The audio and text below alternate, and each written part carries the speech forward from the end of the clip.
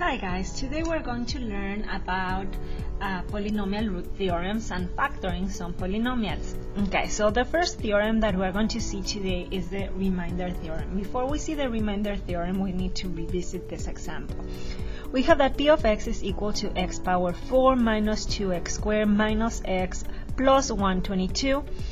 And by using substitution, they are asking you to find p of 3. What are we going to do here? You are going to replace your x for 3.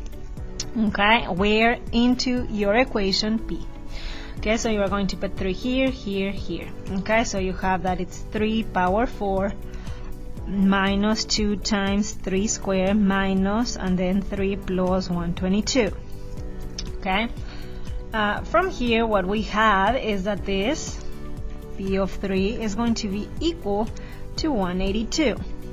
Okay, but that's not it for this question. They are asking you what is p of negative 1. Okay, so p of negative 1, what we have is that it's going to be negative 1 to the power of 4 minus 2 times negative 1 squared minus negative 1 plus 122. Okay, when you do this, you know that this is going to be positive 1 minus 2 and positive 1. Okay, this cancels out, so you have that p of negative 1 is going to be only 122.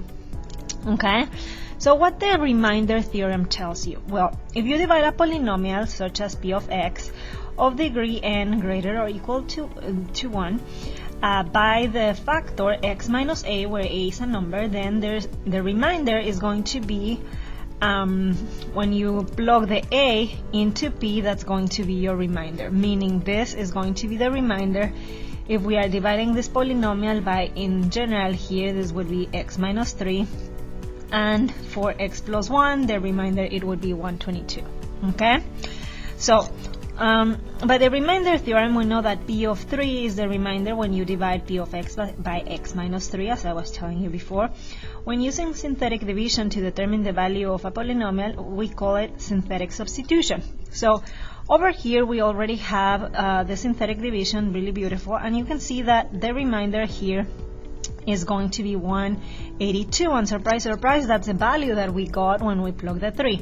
So you can see the really nice relationship between doing synthetic division and, doing it correctly, and the remainder theorem. Okay, so in the next example, what we need to do here is we need to use synthetic division and the remainder theorem to find p of a. Okay, so let's use synthetic division first. You know that your 3 is going to be in the little window.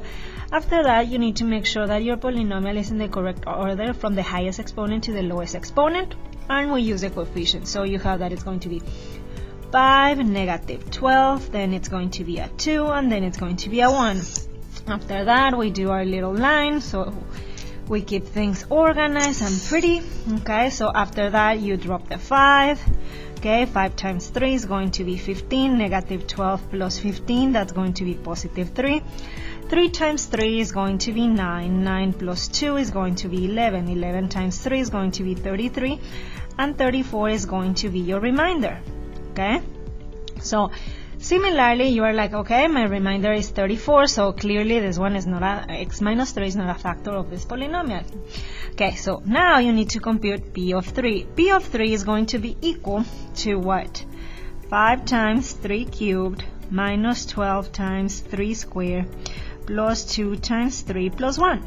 Okay, when we add this, this is going to be 135, this is going to be negative 108, and this is going to be positive 6, and this is going to be obviously positive 1. When you do that operation, surprise, surprise, 34. Okay, so pretty neat. You can see that you have two different ways of finding the remainder of of a polynomial with another polynomial. Okay, so it's pretty neat. Okay, so let's do example number 3. Use synthetic division, and then given what you have, factor completely the polynomial function. Okay, so you have that your polynomial is f of x equals 2x cubed plus 3x squared minus 9x minus 10. And then they are telling you that this guy is a factor. Okay, so by this being a factor, you know that this one, the remainder, should be 0, but honestly I really want the quotient. Why? Because the quotient is going to be, since this is a cubic, the quotient is going to be a quadratic, and the quadratic I can either factor it out or I can use the quadratic formula. Okay, so I always like quadratics because of that, okay, because I have a really easy way to solve them. Okay, so make sure that this is in order, which it is. So you have your coefficients 2, 3, -9, and -10. Okay, again we do our little line to keep things organized. Okay, after that we drop our 2. Okay, 2 times -1 is -2. 3 minus 2 is 1. 1 times -1 is -1. -9 minus 1 is going to be -10. -10 times 1 is going to be +10, and boom, you have your remainder, which is 0, which is perfect. Okay, and then you're going to tell me, so what? Okay, so here you have your quadratic equation. This equation that you see here is going to be 2x squared, okay, plus x minus 10. Okay, so what you have so far, we know. What do you know? Okay, so we know that f of x is going to be equal to this quadratic equation that you have here, 2x squared plus x minus 10 times x plus 1. So it's a little bit factored better than this one, but they are telling you to completely factor this equation. After that, you analyze. You are like, oh, this is a quadratic equation, and honestly, using the master product method, this is pretty easy to just factor it directly. Okay, you can also use quadratic formula, but here I'm just going to use the master product method, and I know that these are the factors. Okay, so pretty neat. I already factored out completely, and that's my result. Isn't that nice? Okay, so that's pretty much for this part. Okay, so let's move on to the rational root theorem. Okay, so the rational root theorem, and let me move this here. Okay, tells you that if you have a polynomial p of x, that it's equal to a sub n, x power of n plus a sub n minus 1, x power of n minus 1 plus ... plus a sub 1 times x plus a sub 0. This is a polynomial with integer coefficients. Okay, so your a sub whatever are coefficients. There are a limited number of possible roots of p of x equals 0. Okay, so the integer roots must be factors of a sub 0. The rational roots must have reduced from p divided by q, where p is an integer factor of a0 and q is an integer factor of a sub n.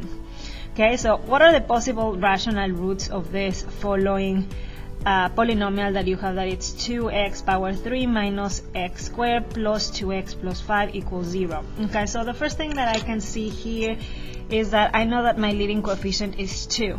Okay, please note that the leading coefficient is the same as this one, and the leading coefficient, it has to do with q. Okay,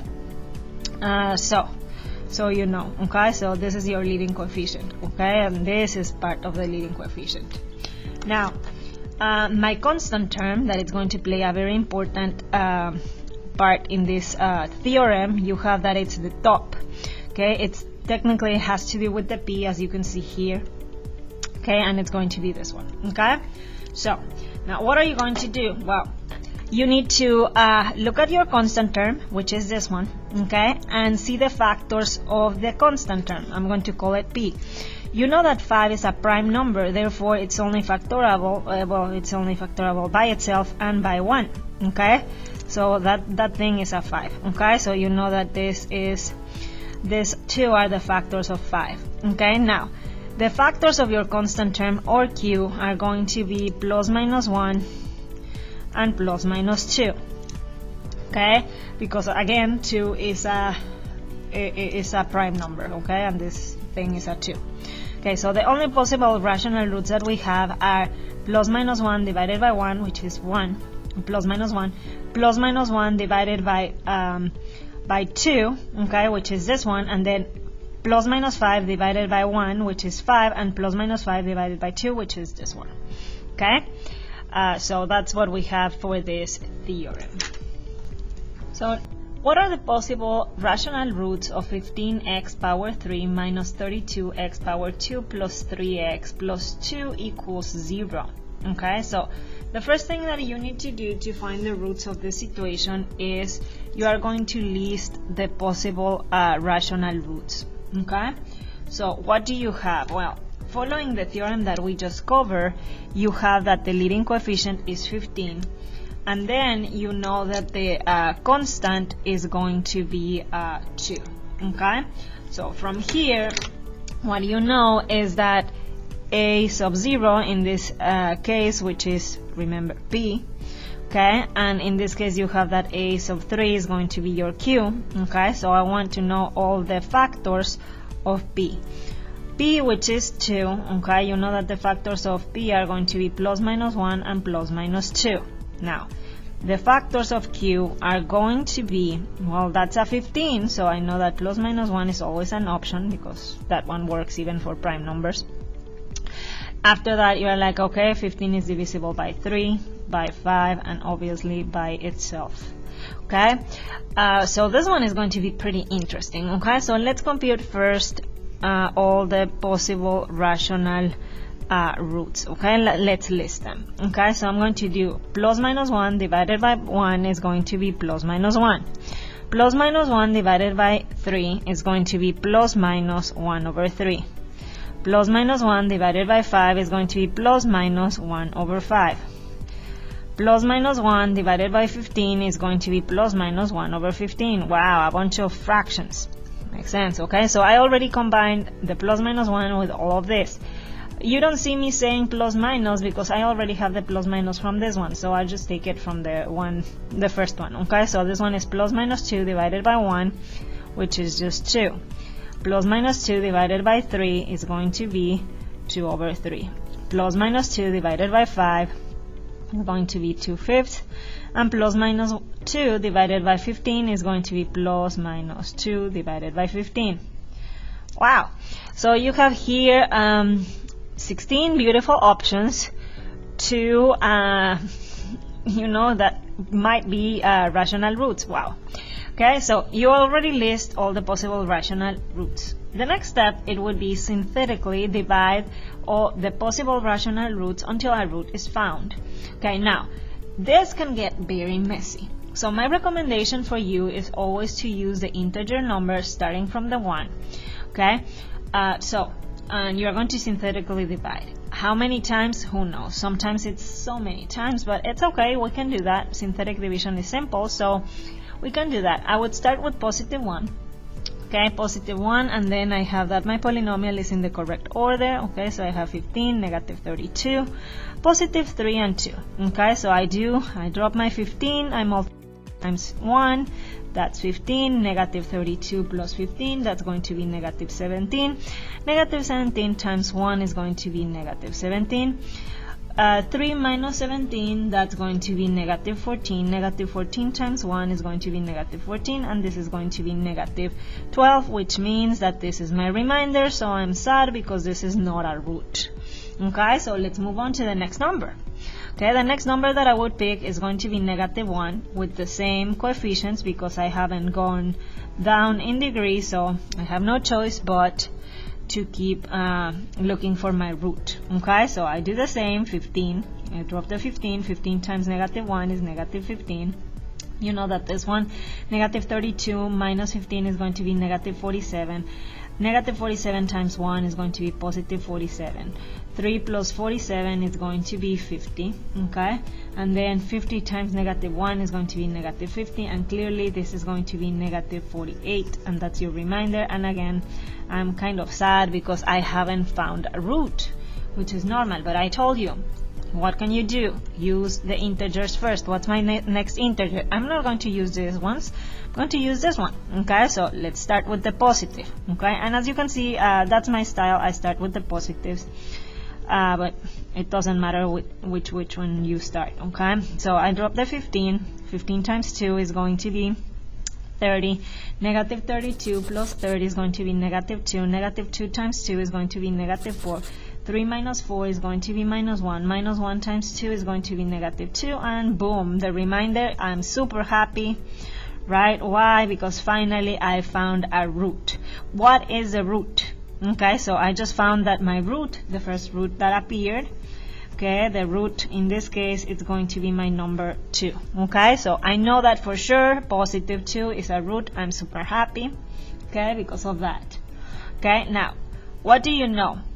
Okay, so continue finding. Okay, so I found a root. The beautiful part about this one is that my original was cubic, therefore this one that we have over here is quadratic, because what we have here is 15x squared minus 2x minus 1. Okay, continue until it's a quadratic. We have a quadratic equation, and then we set this equal to 0 and I solve it. Okay, again, since you're really good at factoring, what are the factors of this quadratic equation? You know that this is going to be 5x plus 1 and 3x minus 1.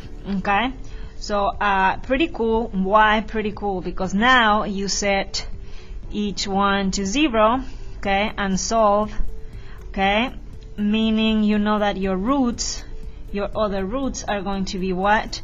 You know that all the roots here, I'm just going to put all the roots, you know that the first root that you have here is negative 1 over 5, the next root that we have is 1 over 3, and the first root that we found, actually it's 2, and that's pretty much it. Isn't that nice? So these are the conjugate root theorem. Talks about the following. If a polynomial, okay, you have that p of x is a polynomial with rational coefficients, then irrational roots of p of x equals 0 that have the form a plus root b occur in conjugate pairs.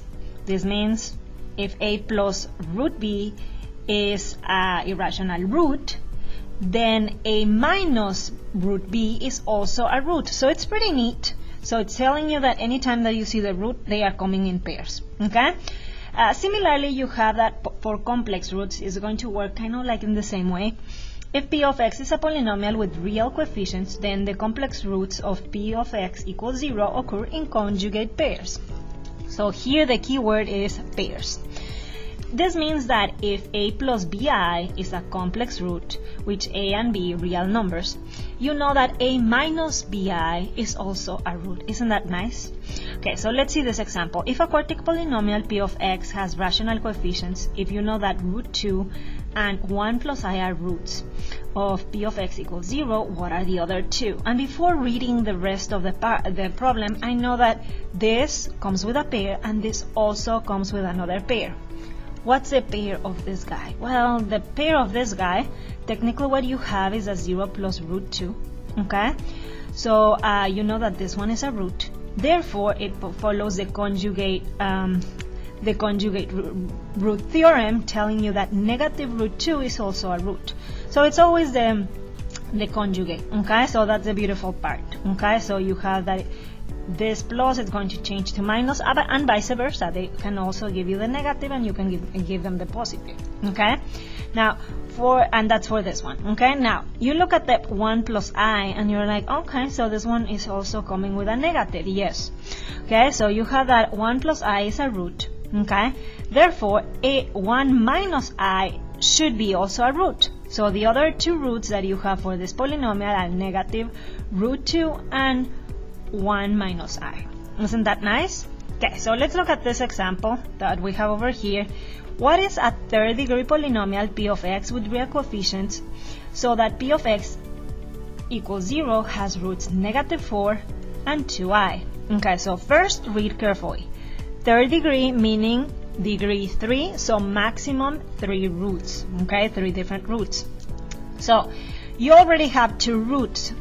Is this one going to have a pair? No, that's a regular number, okay? So you know that p of x is going to be equal, okay, to your first factor is going to be x plus 4.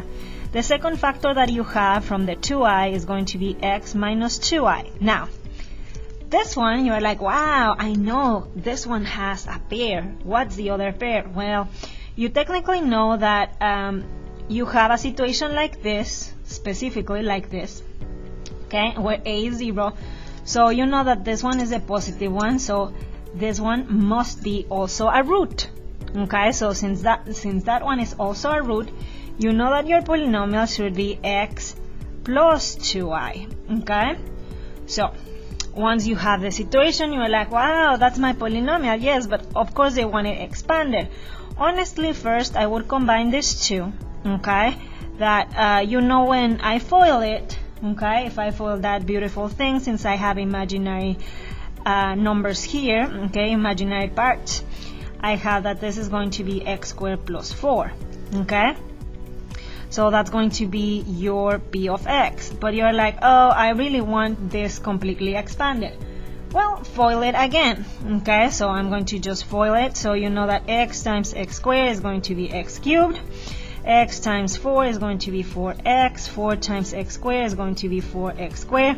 And then 4 times 4 is going to be 16. Therefore, what do you have? Let me rewrite it here. P of x is going to be the beautiful polynomial x cubed plus 4x squared plus 4x plus 16, and that's your polynomial. Isn't that nice? And I rearrange it. I always rearrange it just to be safe.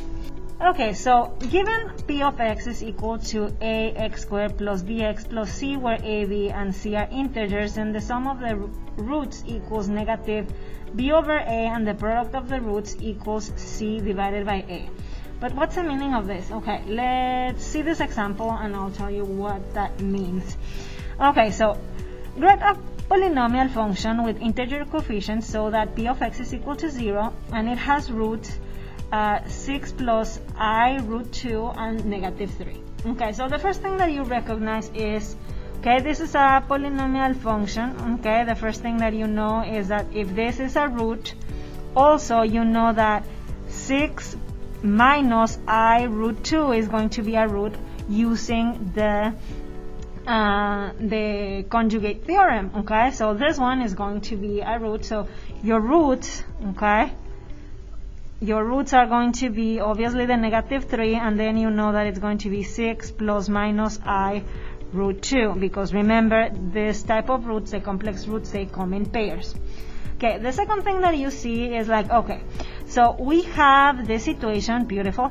Okay, so my polynomial is going to be, we can build this polynomial based on my roots. Okay, remember, the roots are going to be the ones that tell you the factors. Your first factor, which is pretty easy, it's going to be this one. Okay, so that's why we have x plus 3. Now, the next factor that we have is going to be x minus, and I'm going to put a parenthesis so you understand where the sign changes and everything, minus this one. Okay, I'm using the positive one because technically what you have here is minus minus, that's why it's plus. And then the last root, the third root that we have, is x minus, and you have that it's 6 minus I root.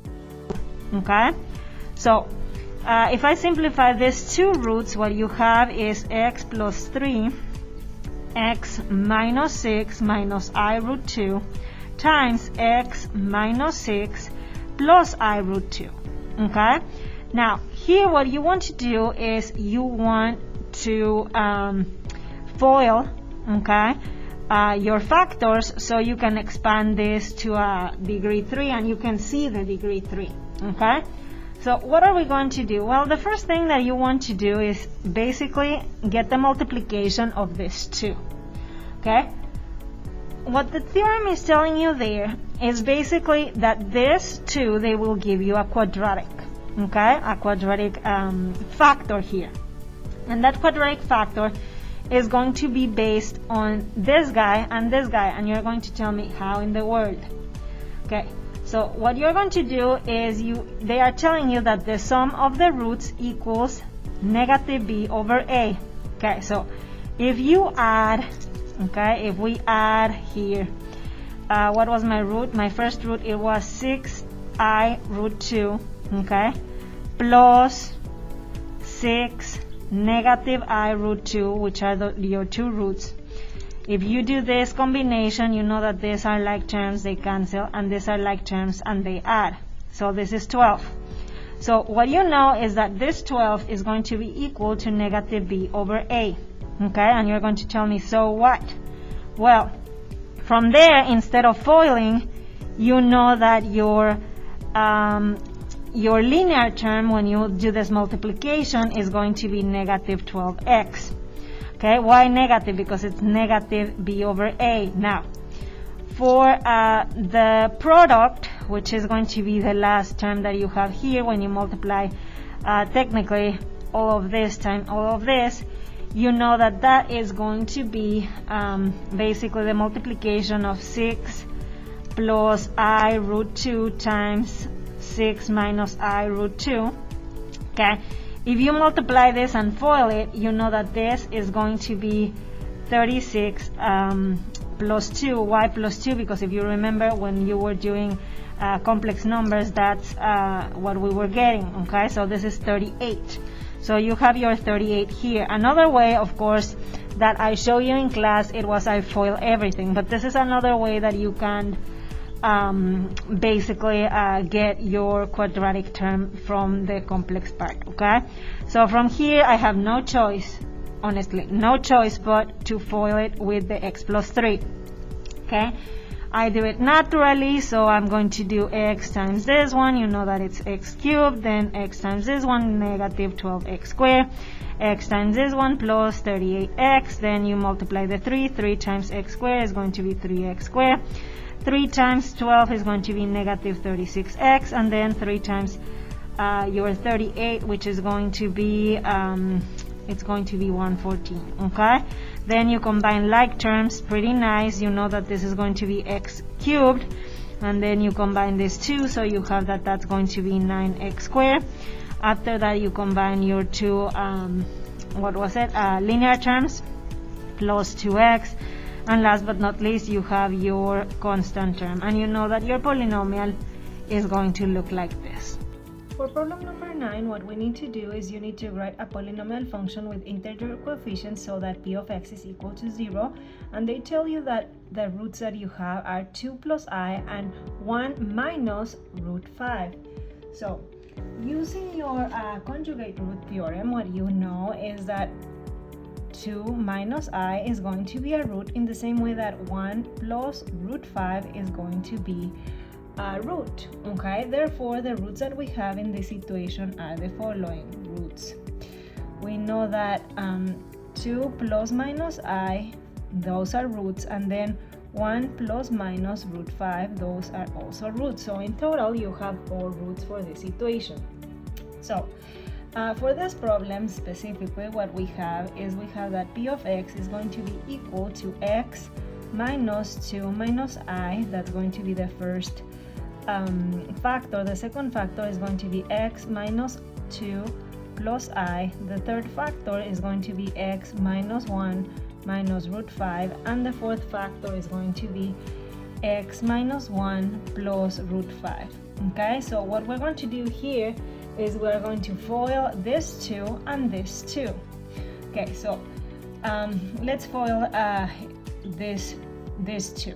Okay, so I multiply x times x, you have that it's x squared. X times negative 2 is going to be negative 2x. X times positive I is going to be positive ix. Then negative 2 times x is going to be negative 2x. Negative 2 times negative 2 is going to be positive 4. Negative 2 times positive I is going to be negative 2i. Then you have negative I times x is going to be negative ix. Negative I times negative 2 is going to be positive 2i. Negative I times positive I is going to be negative I squared, which you know that it's plus 1 from last semester. Then now you're going to do the same but with this 2. X times x is going to be x squared. X times negative 1 is negative x. X times positive root 5 is going to be positive root 5x. Then you have that negative 1 times x is going to be negative x. Negative 1 times negative 1 is going to be positive 1. Negative 1 times root 5, positive, so it's going to be negative root 5. Negative root 5 times x is going to be negative root 5x. Negative root 5 times negative 1 is going to be positive root 5. And last but not least, negative root 5 times positive root 5, which you know that it's going to be negative 5. Okay? So you have this monstrosity, and then we need to first deal with each parenthesis. Okay? So the first parenthesis that we have, you have that this is the only quadratic term, therefore you have that x is alone. After that, you go and collect all the x's. This is x, this is x, this is x, and your other x is this one. You realize that this is negative ix, which cancels this one. These two, they combine, therefore you have negative 4x. Then you go with the constants. The constants, you have this one and this one. Okay, therefore you have that is going to be plus 5, and then we have over here to do the same. Okay, so you have that's the only quadratic, so it's going to be x squared. Then your linear are going to be this, and this one. Okay, so these two, they cancel, so you have that negative x minus x is going to be negative 2x. And then the constant ones, you have that is 1 root 5, negative root 5, and negative 5. The roots cancel, so you have 1 minus 5, that's going to be negative 4. So you have this equation. Now we're not done. You need to FOIL those two. Okay, so let's do it. X squared times x squared is going to be x to the power of 4. X squared times negative 2x is going to be negative 2x cubed. X squared times negative 4 is going to be negative 4x squared. Negative 4x times x squared is going to be negative 4x cubed. Negative 4x times negative 2x is going to be positive 8x squared. Negative 4x times negative 4 is going to be positive 16x. Then you have that positive 5 times x squared is going to be positive 5x squared. Positive 5 times negative 2x is going to be negative 10x. Positive 5 times negative 4 is going to be negative 20. Okay, so you have all of this, and I don't know why I just put a parenthesis there. Okay, so you need to combine the like terms. So you have that x to the power of 4 is going to be your power of 4 term. Then you have the cubic terms are going to be only those two. You combine them, you have that is going to be negative 6x cubed. And then you have square, square, square. Okay, so you have 13x squared minus 4, that's going to be a positive 9x squared. And then we have the linear ones. Okay, so the linear ones are going to be this one, and that's it. Okay, so that's going to be positive 6x. And last but not least, you have the only constant term, it's negative 20. Therefore, what do you have? You have that your beautiful polynomial is going to be this one. I'm just going to rewrite it so you can see how pretty it looks all lonely there. You have this beautiful polynomial degree 4. Okay, and that is